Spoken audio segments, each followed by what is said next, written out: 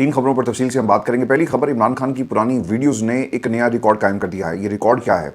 इमरान खान की गुफ्तगू पाकिस्तान तहरीक इंसाफ को एक यकीन दहानी और तजदीद अहद के लिए क्या काफ़ी होंगी? सोशल मीडिया के ऊपर पाकिस्तान तहरीक इंसाफ के वर्कर का क्या रिएक्शन है? वो लोग जो इमरान खान के साथ चल रहे हैं, जिन्होंने अपने घर बार, चादर चार दीवारी, अपने ख़ानदान के सुकून को, अपने कारोबार को, अपनी जानों को, सबको कुर्बान कर दिया, आज तमाम लीडरशिप कोई कॉल क्यों नहीं देती? दोस्तों, इसकी तफसील आपके सामने रखेंगे आज की इस नशिस्त के अंदर। और एक जेल में एक इंतहाई अहम मुलाकात हुई, कानून वापस लो, कारकुनान लीडरशिप से लड़ पड़े, ये मामला क्या है ये भी आपको बताएंगे। और फिर इमरान खान की वकील से मुलाकात, रोको, शहबाज शरीफ साहब ने एक अनोखी दरख्वास्त की है और इस दरख्वास्त के अंदर पाकिस्तान तहरीक इंसाफ के लिए क्या छुपा हुआ पैगाम है, और वो लोग जो मुज़ाकरात का आपको जो बाजा बजाते हुए नज़र आते हैं, इसमें कौन लोग शामिल हैं और क्या इस हुकूमत के साथ मुज़ाकरात हो सकते हैं जब एक लीगल प्रोसीडिंग के अंदर शहबाज शरीफ साहब ये कह रहे हैं कि जनाब इमरान खान की वकील की मुलाकात इमरान खान से रोको। दोस्तों, रज़ादार केस के अंदर इंतहाई अहम डेवलपमेंट हुई है और नकली बॉस को गिरफ्तार कर लिया गया। ये नकली बॉस कौन है और क्या किसी को बचाने की कोशिश की जा रही है, ये भी तफसील मैं आपके सामने रखूंगा आज की इस नशिस्त के अंदर। लेकिन दोस्तों, मेरी हमेशा की तरह आप तमाम सुनने और देखने वालों से दरखास्त है कि चैनल को जरूर सब्सक्राइब करें। हमारा 1 मिलियन का टारगेट है by the end of this year, Allah ताला के हुक्म से और आप तमाम दोस्तों के ताउन से इंशाल्लाह हम इसे ज़रूर अचीव करेंगे। लेकिन फिर सबसे पहले आपको खबर दें कि इमरान खान की पुरानी तकरीरें, पुरानी ट्वीट्स को पाकिस्तान तहरीक इंसाफ के सोशल मीडिया अकाउंट से ट्वीट करना शुरू कर दिया गया है। और ये वो तकरीरें हैं जो पाकिस्तान की कौम के लिए थी, पाकिस्तान तहरीक इंसाफ के लिए नहीं थी।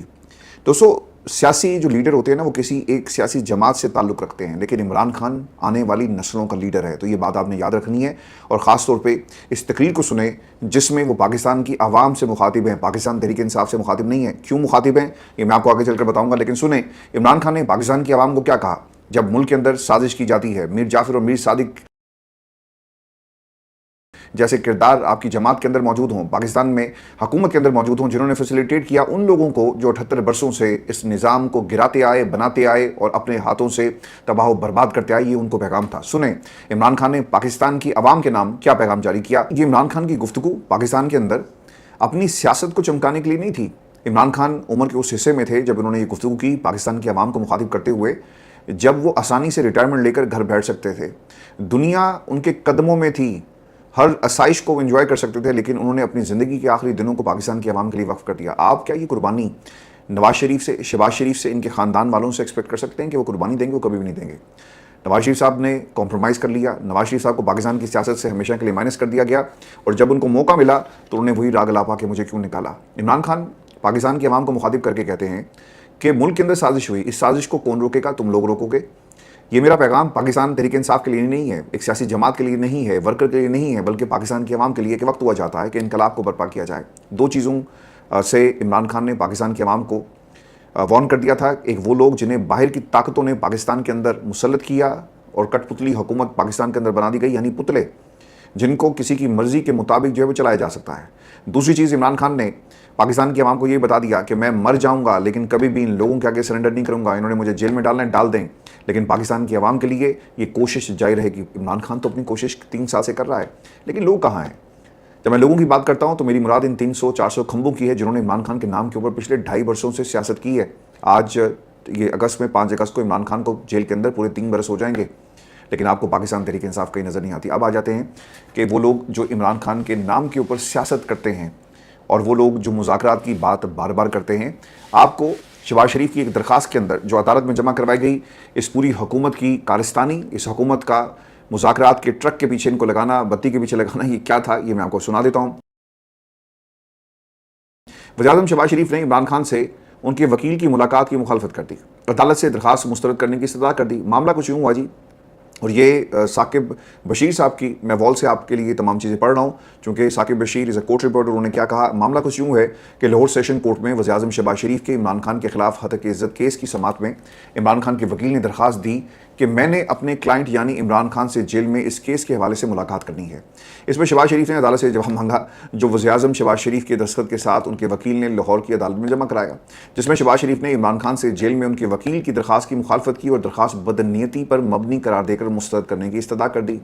ग्राउंड में लिखा गया कि ये केस लटकाने की एक और कोशिश है और साथ ये भी लिखा कि मुलाकात करनी है तो जेल रूल्स में लिखा हुआ है कि और उसके मुताबिक सुपरिटेंडेंट अडाला जेल के पास जाएं और वो मुलाकात से मुतल्लिक देखेगा।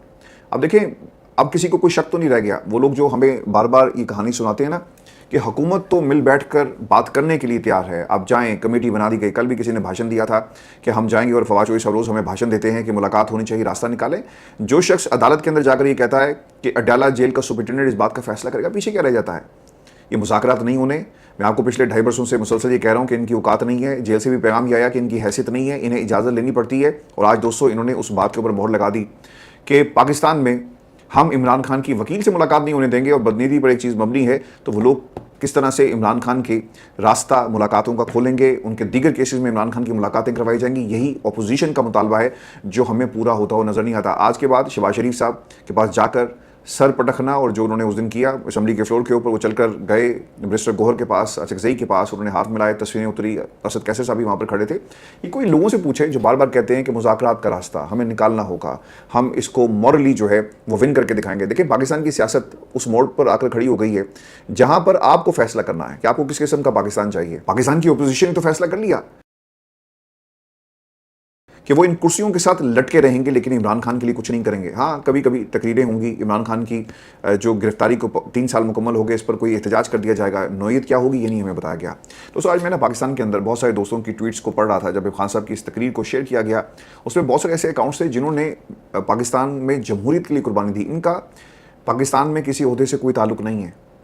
میں ان لوگوں کو پرسنلی جانتا ہوں, ان کے بچوں نے قربانی دی, 3 سال کے بچے بھی قربانی دے رہے ہیں. آج عمران خان کو 3 برس ہو گئے جیل میں, وہ 3 سے 6 برس کے ہو گئے. جو 6 برس کے تھے وہ 9 برس کے ہو گئے, جو 9 برس کے تھے, اور اسی طرح ان کی عمریں بڑھتی جا رہی ہیں اور وہ قربانی دے رہے ہیں. لوگ اپنے گھروں سے باہر نکل گئے, اپنی زندگیاں بچانے پر مجبور ہو گئے. آج ان کی ساری کی ساری محنت اس لیے نہیں تھی کہ کوئی کے پی میں بیٹھ کے اپنی مراد کے لیے کوششیں کرے. اور یہ وہ سوال ہے جو پاکستان میں ان لوگوں سے بار بار ہو رہا ہے. اب آ جاتے ہیں تحریک تحفظ یعنی پاکستان اور اپوزیشن رہنماؤں نے جو پریس کانفرنس کی ہے. اچکزئی صاحب اور علامہ راجہ ناصر عباس اور اس کے ساتھ ساتھ مصطفیٰ نواز کھوکھر صاحب جو ہیں وہ کیا کہہ رہے ہیں. پہلے اچکزئی صاحب, ملک کے طول و عرض میں انسانی خون کو آپ نے حقیر چیز سمجھ کر اس کو بے دریغ بہانا شروع کر دیا. گزشتہ 1 ہفتے کے دوران بلوچستان میں جو واقعات پیش آئے اور کشمیر میں جو کچھ ہو رہا ہے, وہاں لاکھوں لوگ ایک متفقہ کمیٹی کی کال پر سراپا احتجاج ہیں. اب تک درجنوں لوگ اپنے ہی اداروں اور اہلکاروں کی فائرنگ کے نتیجے میں شہادت پا چکے. ابھی حال ہی میں زیارت کے قریب ایک واقعہ پیش آیا, معلوم نہیں ایسا کیوں کیا گیا. لیویز اہلکاروں کو بلایا گیا اور انہیں کوئی واضح مقصد بتائے بغیر محض یہ حکم دیا گیا کہ فلاں مقام پر آپ نے جانا ہے, اور انہیں ہدایت کی گئی کہ وہ اپنے ہمراہ صرف 1 یا 2 میگزین لے کر جائیں گے. 2 میگزین کے ساتھ ان کو بھیجا گیا. وہاں ان پر حملہ ہو گیا. یہ حملہ کس نے کیا, کہاں سے ہوا, یہ اہم سوال ہے. 12 بجے تک ان کے پاس جو کچھ کارتوس تھے وہ سب ختم ہو گئے. وہ اپنے متعلقہ افسران کو ٹیلی فون کرتے رہے کہ ہم پر حملہ ہو رہا ہے اور لوگوں کی تعداد بہت زیادہ ہے. اور دوستو اچکزئی صاحب یہ کہتے ہیں کہ یہ قاتلانہ حملہ تھا, 50 سے 60 لوگ بے دردی سے قتل کیے گئے, لیکن کسی سے کوئی سوال نہیں ہوا. ہمارا مطالبہ ہے کہ جو بھی ذمہ دار ہے, جس کے پاس بھی فون آیا کہ ہمارے پاس کارتوس نہیں اور پرواہ نہیں کی گئی, مدد نہیں پہنچائی گئی, وہ یا تو استعفیٰ دیں یا انہیں ملازمت سے برخاست کر دیا جائے. آپ کے طیارے کس لیے ہیں, آپ کے ہیلی کاپٹر کس لیے ہیں جو ہر جگہ پھرتے رہتے ہیں, آپ کے ڈرون کہاں تھے. دن دہاڑے جنہوں نے بھی یہ حملہ کیا وہ یوں بچ کر نہیں جا سکتے. آپ کے پاس دنیا جہان کی بہترین مشینری اور فوج موجود ہے. اس سے بھی بدتر بات یہ ہے کہ جو لوگ مارے گئے وہ تو مارے گئے, لیکن جنہیں وہ زندہ ساتھ لے گئے انہیں وہاں چھڑوانے یا اٹھانے کے لیے کوئی نہیں گیا. اور جس بے حرمتی کے ساتھ ان شہیدوں کی لاشوں کو لایا گیا پک اپ گاڑی میں ایک دوسرے کے اوپر لاد کر, انتہائی افسوسناک تھا. دیکھیں یہ ویڈیوز تو پاکستان میں کسی نے دیکھی نہیں, باہر چل رہی ہیں. علامہ راجہ ناصر عباس صاحب اس موقع پر دوستوں کہتے ہیں, اور بہت ہی مشکل ہے یہ تمام رپورٹ چیزیں کرنا, کیونکہ میرا ملک اس وقت لہو لہو ہے. لوگ رو رہے ہیں, اپنے پیاروں کو یاد کر رہے ہیں. اور پاکستان کے اندر ہم ثالثی تو کر سکتے ہیں, ہم ان دہشت گردوں کے خلاف کارروائی کیوں نہیں کرتے. پاکستان تحریک انصاف کے خلاف تو آج بھی کارروائیاں ہو رہی ہیں, لیکن ان لوگوں کے خلاف کارروائی کیوں نہیں ہوتی. جو آپریشن کیے جاتے ہیں ان لوگوں کو پاکستان سے ہمیشہ کے لیے نکال کر باہر کیوں نہیں پھینکا جاتا. آپ صحافیوں کے خلاف کارروائیاں کرتے ہیں, آپ پاکستان میں سیاستدانوں کے خلاف کارروائیاں کرتے ہیں اور انہیں نشان عبرت بنانے کے لیے سب کچھ آپ داؤ پہ لگا دیتے ہیں, لیکن ان لوگوں کے خلاف کارروائی کیوں نہیں ہوتی. علامہ راجہ ناصر عباس کہتے ہیں کہ ریاست کی سب سے پہلی ذمہ داری لوگوں کی جان اور مال اور ناموس کی حفاظت ہے. اس وقت ہمارا سسٹم نہ صرف یہ کہ لوگوں کی جان اور مال اور ناموس کی حفاظت نہیں کر رہا, بلکہ ان کی جانوں اور مال پر حملہ آور ہے, ان کی ناموس پر حملہ آور ہے. لوگوں کے اندر مایوسی پھیل چکی ہے. پاکستان کے جتنے بھی حساس علاقے ہیں وہ بہت ہی ڈسٹرب ہو چکے. کشمیر کی صورتحال آپ کے سامنے ہے, بلوچستان میں خون بہہ رہا ہے اور بات ہی کوئی نہیں کرتا. یہ عقل کل ہیں اپنے عوام کے اوپر سختی کرنا, ظلم ڈھانا, سر پر گولیاں مارنا, یہ ہارڈ سٹیٹ ہے. یہ سوال انہوں نے کیا. ان کو گولی مارنے کا بہت شوق ہے. جتنے بھی ہمارے جوان قتل ہوئے سب کے سروں پر گولیاں لگی. آپ کو بندوں کو مارنے کا بہت شوق ہے. ایک دن آئے گا کہ پھر آپ کو پاکستان میں رہنے کی جگہ نہیں ملے گی. دیکھیں کسی کو جگہ ملے گی یا نہیں ملے گی اس سے پہلے شاید یہ چلے جائیں، اور پھر پاکستان میں صرف تقریریں ہوں گی، ان کے نام لیے جائیں گے، اور شاید نام لینے کے اوپر بھی پابندی لگا دی جائے، کیونکہ ان کو کوئی اور ریپلیس کرے گا۔ ایسا لگتا ہے کہ سسٹم اس نظام کو یعنی جمہوریت کو کچلنے کا ہمیشہ سے 78 برسوں سے موجود ہے، صرف کردار چینج ہوتے ہیں، لوگ آتے ہیں چلے جاتے ہیں، لیکن سسٹم اس وقت آٹو پائلٹ پہ چل رہا ہے جس میں جمہوریت کو کچلنا ان کا مقصد ہے۔ مصطفیٰ ناز کھوکھر صاحب نے کچھ باتیں کی ہیں بلوچستان کی حکومت کے استعفے کے حوالے سے، وہ کچھ باتیں کر رہے ہیں، اور پھر کشمیر میں الیکشن ملتوی کیے جائیں۔ اب تحریک تحفظ پاکستان کے 4 مطالبات کیا ہیں؟ بلوچستان حکومت مستعفی ہو فوری طور پر، دہشت گردی، بلوچستان آزاد کشمیر کی صورتحال پر پارلیمنٹ کا مشترکہ اجلاس بلایا جائے، بریفنگ دی جائے، آزاد کشمیر میں انتخابات کو ملتوی کیا جائے اور مذاکرات کیے جائیں۔ Imran Khan, Bushra Bibi, doctor Mahrang Baloch, doctor Yasmin Rashid, Ijaz Ahmad Chaudhry, Umar Sarfraz Cheema, Shah Mehmood Qureshi, Mehmood ur Rasheed, Hassaan Niazi اور ایمان مزاری، علی وزیر سمیت تمام سیاسی قیدی، کارکنوں اور ضمیر کے اسیران کو فوری طور پر رہا کیا جائے۔ اب دوستو حکومت کا مسئلہ کیا ہے؟ رانا صاحب یہ کہتے ہیں کہ بلوچستان میں فوج، ایف سی اور پولیس نے مشترکہ آپریشن شروع کر دیا۔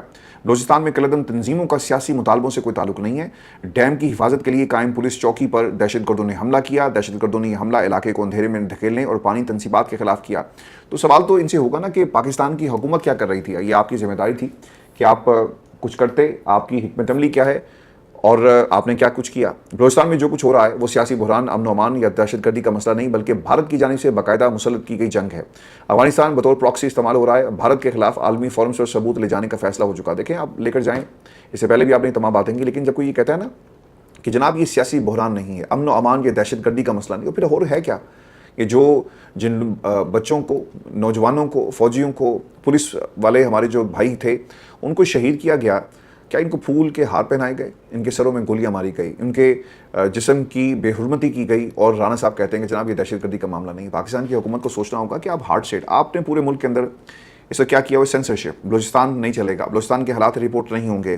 پنجاب کے اندر اگر مریم نواز کے اوپر کوئی تنقید کرے گا تو اس کی صحافت اور اس کی جو نوکری اس کے پیچھے پڑ جائیں گے، پی کا حرکت میں آئے گا۔ سندھ کے اندر بھی حالات یہی ہیں، جو سندھ پولیس ہے وہ حرکت میں آتی ہے۔ بلوچستان کے اندر بھی حالات یہ ہیں۔ کے پی کے اندر اگر کوئی بات کرے گا تو اسے یوتھیا اور اسے یوٹیوبر اور نہ جانے کیا کیا نام دیے جائیں گے۔ کشمیر کے اندر آپ نے ویسے ہر چیز بلیک آؤٹ کر دی، ڈار کے اوپر گفتگو نہیں کر سکتے، شہباز شریف جو ہے اس کے اوپر بات نہیں ہو سکتی، کچھ بہت سارے شجرہ ممنوع ہیں۔ یہ سب کچھ پاکستان میں سینسر کرنے سے معاملہ دوستو حل نہیں ہوں گے، اور یہ وہ سوال ہے جس کا جواب پاکستان کے ان لوگوں کے پاس موجود نہیں ہے جو یہ کہتے ہیں کہ ہم اس ملک کو ہارڈ اسٹیٹ بنائیں گے۔ ہارڈ اسٹیٹ ایسے نہیں بنتی، ہارڈ اسٹیٹ روایات سے بنتی ہے۔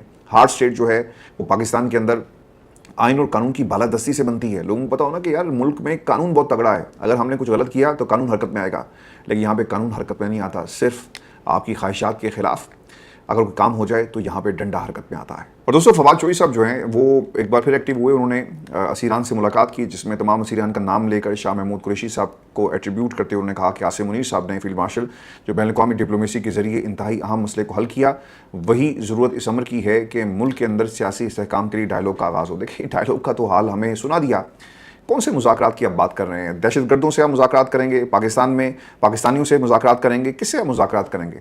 جب تک آئین اور قانون کی بالادستی کے لیے یعنی سسٹم کے مطابق کام نہیں ہوتا، یہ معاملات آگے نہیں بڑھیں گے۔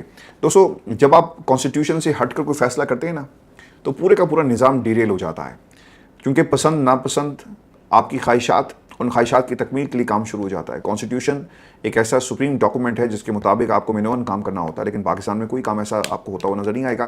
تو یہ جو بات کر رہے ہیں نا کہ ملک کے اندر مذاکرات، وہ ہمیں شہباز شریف صاحب نے بتا دیا ہے کہ جو ملک کا سربراہ چیف ایگزیکٹو یہ کہے کہ عمران خان کے وکیل سے آپ نہیں مل سکتے، کیا آپ اسے ایکسپیکٹ کر سکتے ہیں کہ مذاکرات ہوں گے؟ اور کیا وہ مذاکرات کا حامی ہے؟ اگر پاکستان کی اسٹیبلشمنٹ سے کسی لیول پر کوئی تھوڑا سا راستہ بھی نکل آیا تو یقیناً یہ لوگ اس راستے کو ہمیشہ کے لیے بند کرنے کی کوشش کریں گے۔ اب آ جاتے ہیں مرات بل کے اوپر جو تنازع بنا ہوا ہے۔ دوستو پاکستان تحریک انصاف کے عہدیداروں پر تنقید ہو رہی ہے۔ نائب صدر پی ٹی آئی پشاور امتیاز برقی یہ کہتے ہیں کہ وزیر اطلاعات شفیع جان بتائیں کہ 8 فروری کے انتخابات سے پہلے انہوں نے ووٹ کس چیز پر مانگا؟ مینڈیٹ تھا نا، جو میں آپ کو بار بار کہتا ہوں کہ مینڈیٹ پاکستان کے عوام نے مینڈیٹ کس بنیاد پر دیا؟ بلیو پاسپورٹ یا مراد کے لیے تو نہیں تھا۔ جن کے ساتھ بیٹھ کر پریس کانفرنس کی گئی انہیں اب تک فارم 47 کا ایم پی اے کہتے تھے، آج انہیں بھی تسلیم کر لیا۔ بیشر علی ظفر نے جو باتیں کی یہ لیگل باتیں تھیں اور بہت امپورٹنٹ ہیں۔ مرات بہت زیادہ ہیں، مثال کے طور پر بلیو پاسپورٹ دینا صوبائی اسمبلی کے اختیار کا معاملہ نہیں ہے بلکہ وفاق کا معاملہ ہے۔ اگر ایسا قانون بنا ہے تو وہ آئین کے خلاف ہو سکتا ہے۔ اسی طرح مفت رہائش یا جسٹس جیسے اختیارات بھی کسی ایک ایم پی اے، ایم این اے یا سینیٹر کو نہیں دیے جا سکتے۔ ایسے اختیارات صرف پارلیمانی کمیٹیوں کو اپنے کام کے دوران محدود حد تک جو ہیں وہ حاصل ہوتے ہیں۔ फिर हुकूमत बैक फुट पर चली गई जी। शफी जान साहब आए, उन्होंने कहा जी मराद एक्ट की तमाम काबिल एतराज़ शिकों को वापस लेने का फैसला किया गया। तमाम काबिल एतराज़ शिकों को 1988 के एक्ट के मुताबिक बहाल दुरुस्त किया जाएगा। खैबर पख्तूनख्वा में फॉर्म 45 की हुकूमत है जो अवामी मैंडेट से कायम हुई है। ऐसा कोई फैसला नहीं किया जाएगा जो अवामी उमंगों की तर्जुमानी ना करता हो। दोस्तों मैं अब आपको ना कुछ चीज़ें आपके साथ में शेयर करता हूँ। और गंडापुर बामुकाबला सोहेल अफरीदी, अली मीन के दौर में माइंस एंड मिनरल्स एक्ट जो है वो लाया गया, जिसमें शदीद तनकीद होती है।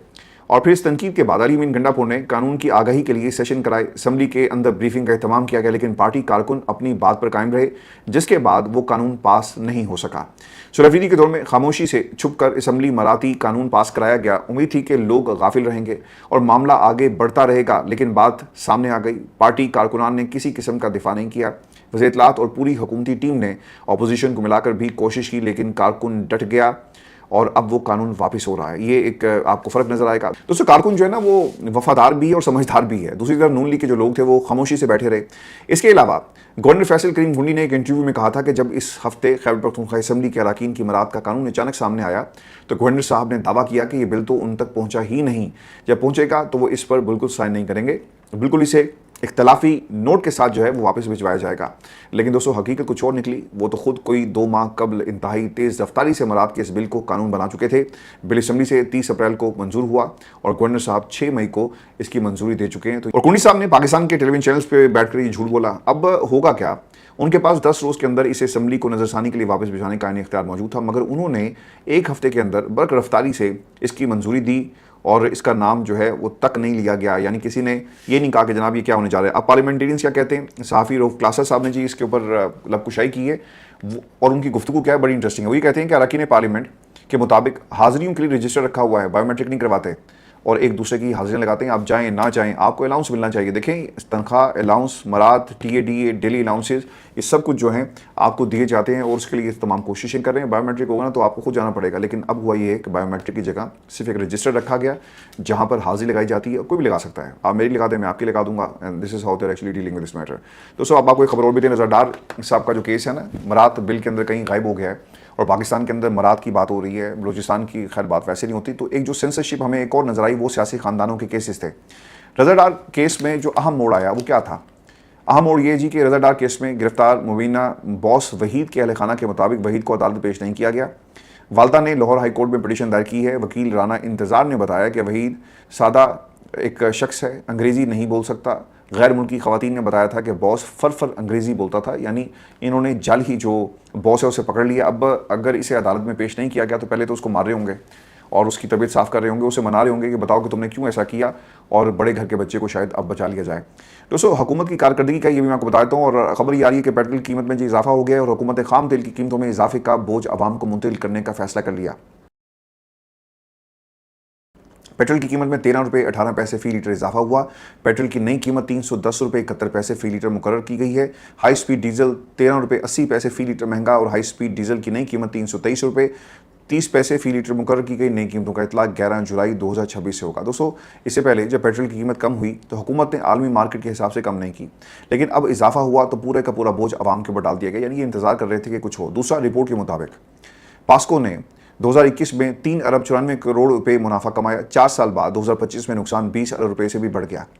और तीसरी चीज़ जो बहुत ही इंपॉर्टेंट है, 2022 में GT रोड पर फ़ी प्लाजा टैक्स जो है वो 30 रुपये था। फिर PDM हुकूमत आ गई, टैक्स 30 से बढ़ाकर 40 हुआ, फिर टैक्स 40 से बढ़ाकर 70 कर दिया गया और अब टैक्स 70 से बढ़ाकर 100 रुपये कर दिया गया है। जबकि वज़रा के मुताबिक मईशत मुस्तहकम है, मुल्क में बहुत ज़्यादा तरक्की हो रही है, दूध और शहद की नहरें बह रही है। चौथा, वापडा के चेयरमैन मोहम्मद सईद ने जो चीज़ बताई कि पाकिस्तान को पानी की सिक्योरिटी के लिए संजीदा कोशिशों की ज़रूरत है। और देखिए हमारी प्रायोरिटीज़ क्या हैं? PTI को मार दो, कश्मीरियों की आवाज़ को दबा दो और कारतूस ना पहुँचाओ। लोग वहाँ पर इंतज़ार कर रहे थे कि कोई आएगा और इस हमले को वो किसी तरह से रोक सकेंगे, लेकिन हमला नहीं रुका। हमने पिछले 50-60 सालों में क्या किया?